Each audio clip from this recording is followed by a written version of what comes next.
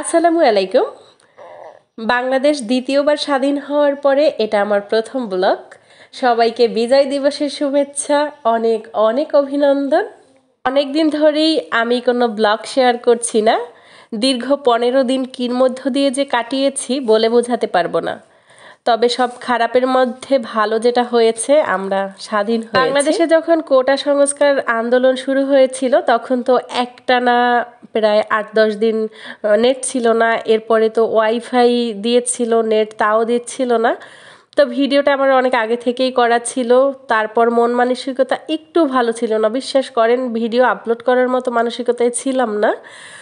তো সে কারণে video upload করা হয়নি। এরপরে তো আমাদের নেট চলে এসেছে, মোবাইল ডাটা ছিল না কিন্তু ওয়াইফাই নেট ছিল। তো তারপরও কেন জানি মনে হচ্ছিল না যে ভিডিও শেয়ার করি।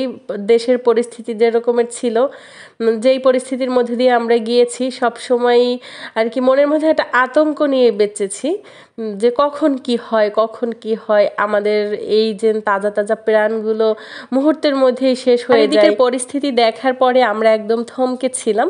তো প্রথম যে একটানা 1 সপ্তাহ ওয়াইফাই ছিল না বা কোনো ধরনের নেট ছিল না, মোবাইল নেট ছিল না, প্রথম দিকে একটু খারাপ লেগেছে। পরবর্তীতে কিন্তু তেমন একটা খারাপ লাগেনি। আর একটা ভালো লাগার দিক ছিল এর মধ্যে। 7 দিন যে ওয়াইফাই ছিল না, নেট ছিল না, মোবাইলে কোনো রকমের কিছু ছিল না। তো মারিয়ম প্রথম 2 দিন হয়তো আবার আমাদের ফোন একটু দেখেছে, যে ভিডিওগুলো গ্যালারিতে ছিল ওগুলো একটু ওলট পালট করে দেখেছে। এরপরে ফোনের দিকে সে আর আগ্রহী হয়নি। তো সে খুব বেশি আর কি স্মার্ট হয়ে গিয়েছে এই 8 দিনে। বই পড়ছে, খেলাধুলা করছে, নিজের মতো করে অনেক কথা শিখেছে। যেটা শুনে সেটাই বলতেছিল, পাল্টা উত্তরও দিতেছিল। তো এই জিনিসটা আমার কাছে একটু ভালো লাগা দিয়েছে এই নেট বন্ধকালীন সময়, যে মোবাইল থেকে দূরে ছিল মারিয়ম। শুধু মারিয়ম কি বলবো, আমাদেরও জীবনযাত্রা অনেকটা চেঞ্জ হয়ে গিয়েছিল। আসলে নেটের সুবাতাসে যেমন আমরা অনেক কিছু পেয়েছি, তেমনি কিন্তু অনেক কিছু হারিয়েছি। এই যেমন আমরা খাওয়া দাওয়া, চলাফেরা, পুরো লাইফস্টাইলই অন্যরকম হয়ে যায় হাতে যখন একটা স্মার্টফোন থাকে। কিন্তু এই স্মার্টফোনটা যখন ছিল না, তখন খুব সকালবেলা ঘুম থেকে ওঠা, আগে আগে ঘুমোতে যাওয়া, সময় মতো সময়ের কাজগুলো করা, সব কিছু একটা একদম নিয়ম শৃঙ্খলার মধ্যে চলে এসেছিল। মাশরাফির বাবা তখন আমাকে বলেছিল যে এই কয়দিন যে এত সব কিছু আর কি টাইমলি হয়েছে, সত্যি আসলে ভালো লাগার মতো ছিল। কিন্তু যাই হোক, ভালো লাগার একটু খানি ভালো লাগা হয়তো আমাদের ছিল, কিন্তু অনেক বেশি খারাপ লাগা ছিল। এই নেট বন্ধ হয়ে অনেকের অনেক কিছু ক্ষতি হয়েছে, অনেক লস হয়েছে। বিশেষ করে যারা অনলাইন ভিত্তিক বিজনেস করেন তাদের তো প্রচুর লস হয়েছে। তো তাদের লস হয়েছে, তারপর আমাদের স্বাধীনতা ফিরিয়ে দেওয়ার জন্য যারা মাঠে ছিল তাদের তো কি বলবো আর কি অপূরণীয় ক্ষতি। যেটা তাজা তাজা ছোট ছোট প্রাণগুলো যখন চলে গিয়েছে, জানেন খাওয়া দাওয়া বন্ধ হয়ে গিয়েছে। আমি তো একটা রাত ঘুমোতে পারিনি। যখন একটু বিছনায় যাব তখনই আমার মনে হয়েছে যে বাহিরে হয়তো চিৎকার হচ্ছে, চেঁচামেচি হচ্ছে, কোনো মা কান্না করছে, কোনো মা চিৎকার করছে, বা কোনো সন্তানের বুকে এসে লেগেছে। এভাবে করে চিন্তা ভাবনা করতে করতে একদম ঘুমোতে পারি নাই। সবসময় আল্লাহর কাছে দোয়া চেয়েছি যে আল্লাহ যেন কালকে সকালে উঠে আর কোনো মৃত্যুর খবর না শুনি, মৃত্যুর খবর না শুনি। কিন্তু প্রতিদিনই শুনতেছিলাম, কিন্তু কিছুই করার ছিল না বাসায় বসে ওদের জন্য দোয়া করা ছাড়া।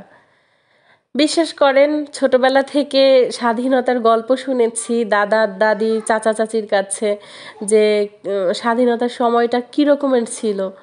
কিন্তু বর্তমানে এই 2024 সালে এসে যে আবার স্বাধীনতা দেখতে পারবো, সেটা কখনো চিন্তা করিনি।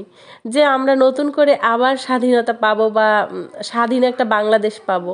দীর্ঘ কয়েক বছর আমরা কিন্তু স্বাধীনভাবে চলতে পারিনি, স্বাধীনভাবে কথা বলতে পারিনি, স্বাধীনভাবে লিখতে পারিনি। কিছু ফেসবুকে কিছু একটা লিখতে গেলে হাজারটা গালি এসে ইনবক্স ভরে যেত। আমাদের বর্তমান প্রজন্ম আমাদেরকে দেখিয়ে দিয়েছে চোখে আঙুল দিয়ে যে অন্যায়ের বিরুদ্ধে যদি আমরা সবাই একসাথে রুখে দাঁড়াই, তাহলে প্রতিপক্ষ যতটাই শক্তিশালী হোক না কেন তাদের পরাজয় নিশ্চিত।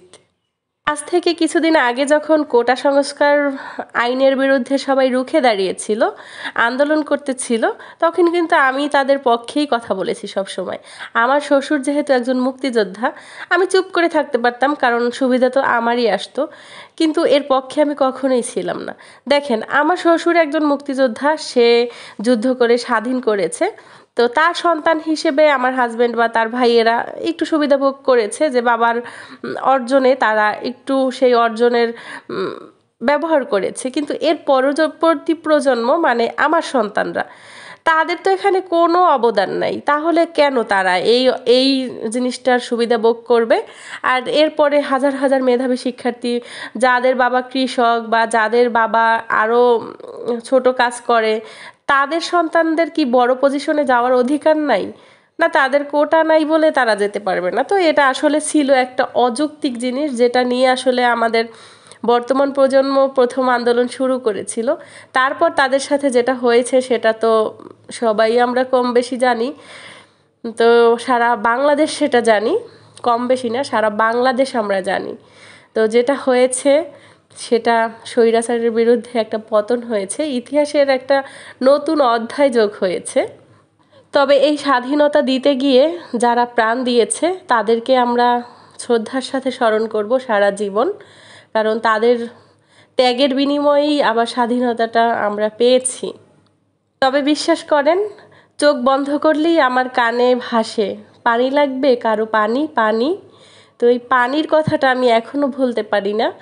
আর এখনও রাতের বেলা ঘুমোতে গেলে যেই চিৎকার চেঁচামেচিগুলো আমার কানে এখনও ভেসে আসে, কারণ ফোন নিয়ে আমি সবসময় বসেছিলাম কখন কি ঘটে আপডেটটা জানার জন্য।